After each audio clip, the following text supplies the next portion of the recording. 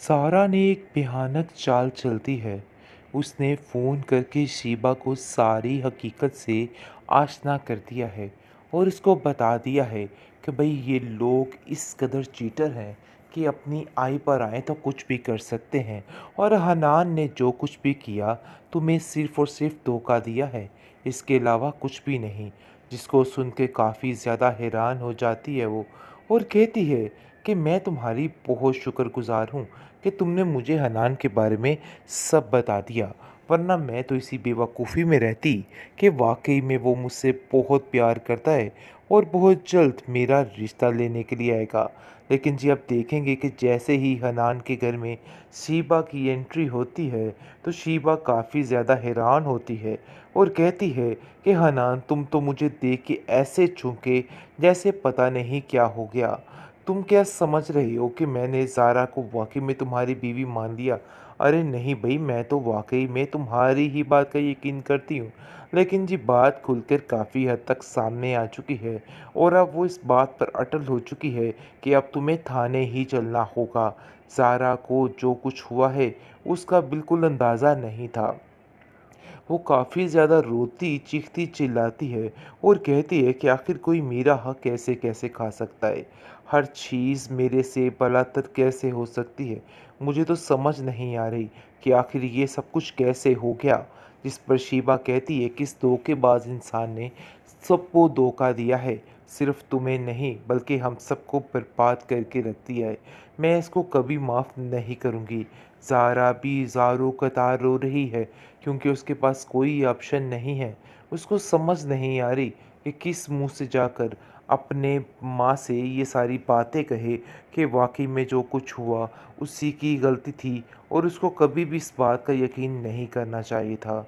लेकिन जी आप देखेंगे कि माजदा इस बात को लेके काफ़ी खुश है कि वलीद की शादी की तैयारियां ज़ोरों शोर से हो रही हैं और मामला जो है वो ख़त्म होके रह गया, क्योंकि वो कभी भी नहीं चाहेगी कि मिनाहिल की ज़िंदगी में सुकून आए, जिसकी वजह से हर वक्त मिनाहिल की ज़िंदगी में मलामत करने का सोचती रहती है। लेकिन ये चीज़ें उसकी ज़्यादा देर तक नहीं चलेंगी, क्योंकि अभी भी वलीद के दिल में सिर्फ़ और सिर्फ उसी का ही घर है और वो उसी के बारे में ही सोचता है। इस चीज़ का अंदाज़ा अभी इसको नहीं हो रहा, लेकिन बहुत जल्द वलीद फिर से कहने वाला है। बल्कि वलीद क्या कहेगा, वो लड़की सारे माजरे को जान लेगी और कहेगी कि मैं किसी के रिश्ते में कोई रुकावट नहीं बनना चाहती। मिनाहिल, मैं जानती हूँ कि तुम अपने मुंह से इस चीज़ का इज़हार नहीं करी, लेकिन वलीद वाकई में तुमसे बेहद प्यार करता है और तुम्हें इस बात को समझना होगा। मैं ऐसा हरगिज़ नहीं चाहती हूँ कि तुम अपनी ज़िंदगी में इस तरह अकेली हो जाओ। मेरे साथ तो काफ़ी रिश्ते हैं, लेकिन तुम्हारा वलीद के अलावा कोई नहीं है। जिस पर वो कहती है कि बात तो तुम्हारी ठीक है, लेकिन मैं भी किसी के रास्ते का कांटा नहीं बनना चाहती। मैं तुम्हें और वलीद को खुश देखना चाहती हूँ। जिस पर वो भी साफ साफ कहती है कि ये बात तो बिल्कुल तय है कि वलीद की खुशी सिर्फ तुम्हारे में है और ये बात अब मुझे समझ जानी चाहिए। मैं ज़बरदस्ती के रिश्ते की काहिल नहीं हूँ और आप लोग ये कभी भी मत सोचना कि मैं ऐसा कुछ करूँगी। इसलिए बिल्कुल फ़िक्र मत कीजिए, सब ठीक हो जाएगा बहुत जल्द। खुद वलीद इस बात का इज़हार करेगा कि वो इनकार कर रहा है इस रिश्ते से, क्योंकि मैं भी साफ-साफ इनकार करके यहाँ से जाने वाली हूँ। इसलिए मज़ीद आपकी मुश्किलों को कभी भी बढ़ावा नहीं दे सकती हूँ। मेरी तरफ से बिल्कुल बदगुमान मत होइएगा। सारा ने एक भयानक चाल चलती है। उसने फ़ोन करके शीबा को सारी हकीकत से आशना कर दिया है और उसको बता दिया है कि भाई ये लोग इस कदर चीटर हैं कि अपनी आय पर आए तो कुछ भी कर सकते हैं। और हनान ने जो कुछ भी किया तुम्हें सिर्फ़ और सिर्फ धोखा दिया है, इसके अलावा कुछ भी नहीं। जिसको सुन के काफ़ी ज़्यादा हैरान हो जाती है वो, और कहती है कि मैं तुम्हारी बहुत शुक्रगुज़ार हूँ कि तुमने मुझे हनान के बारे में सब बता दिया, वरना मैं तो इसी बेवकूफ़ी में रहती कि वाक़ई में वो मुझसे बहुत प्यार करता है और बहुत जल्द मेरा रिश्ता लेने के लिए आएगा। लेकिन जी आप देखेंगे कि जैसे ही हनान के घर में शीबा की एंट्री होती है तो शीबा काफ़ी ज़्यादा हैरान होती है और कहती है कि हनान तुम तो मुझे देख के ऐसे चौंके जैसे पता नहीं क्या हो गया। तुम क्या समझ रही हो कि मैंने ज़ारा को वाक़ई में तुम्हारी बीवी मान लिया? अरे नहीं भई, मैं तो वाक़ई में तुम्हारी ही बात का यकीन करती हूँ। लेकिन जी बात खुलकर काफ़ी हद तक सामने आ चुकी है और अब वो इस बात पर अटल हो चुकी है कि अब तुम्हें थाने ही चलना होगा। ज़ारा को जो कुछ हुआ है उसका बिल्कुल अंदाज़ा नहीं था। वो काफ़ी ज़्यादा रोती, चीखती, चिल्लाती है और कहती है कि आखिर कोई मेरा हक कैसे-कैसे खा सकता है? हर चीज़ मेरे से बलात्कार कैसे हो सकती है? मुझे तो समझ नहीं आ रही कि आखिर ये सब कुछ कैसे हो गया? जिस पर शीबा कहती है कि इस धोखेबाज इंसान ने सबको धोखा दिया है, सिर्फ़ तुम्हें नहीं बल्कि हम सबको बर्बाद करके रख दिया है। मैं इसको कभी माफ़ नहीं करूँगी। ज़ारा भी ज़ारो-कतार रो रही है क्योंकि उसके पास कोई ऑप्शन नहीं है।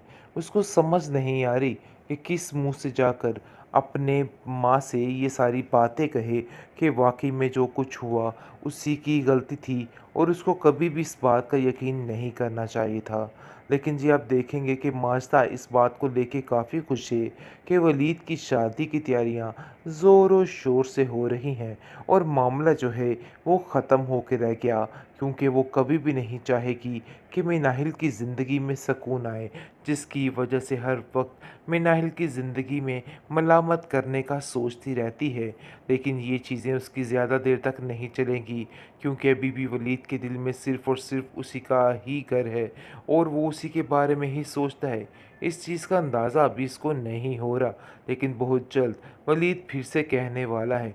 बल्कि वलीद क्या कहेगा, वो लड़की सारे माजरे को जान लेगी और कहेगी कि मैं किसी के रिश्ते में कोई रुकावट नहीं बनना चाहती।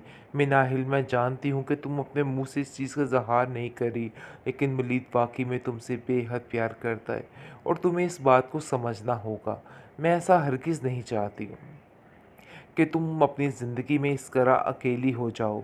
मेरे साथ तो काफ़ी रिश्ते हैं, लेकिन तुम्हारा वलीद के अलावा कोई नहीं है। जिस पर वो कहती है कि बात तो तुम्हारी ठीक है, लेकिन मैं भी किसी के रिश्ते का कांटा नहीं बनना चाहती। मैं तुम्हें और वलीद को खुश देखना चाहती हूँ।